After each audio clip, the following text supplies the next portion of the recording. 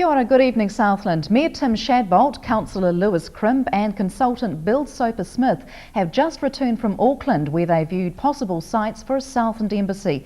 Mr Shadbolt says there are 25 other local authorities exploring the embassy option during their America's Cup and Southland should not be left behind. Hunter Andrews spoke to him earlier today.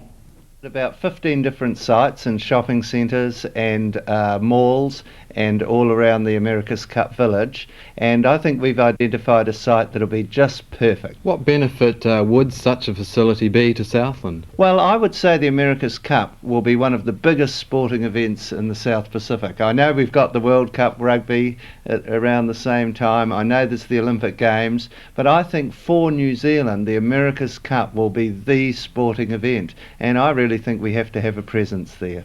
What sort of money are we talking here, and where will it come from? Well, the site we're looking at is $60,000 for 6 months.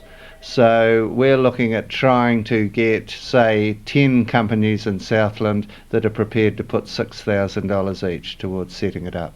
And there's been a fairly positive response from people you've contacted? Yes, there certainly has. We've only been back a couple of days, but already there's been tremendous enthusiasm for the concept. How do you answer the critics out there of this scheme? Well, I think we've got a lot to offer down here in Southland. The majority of people going there will be tourists, and I would like to see some of those tourists head on south after the America's Cup to see the rest of the country.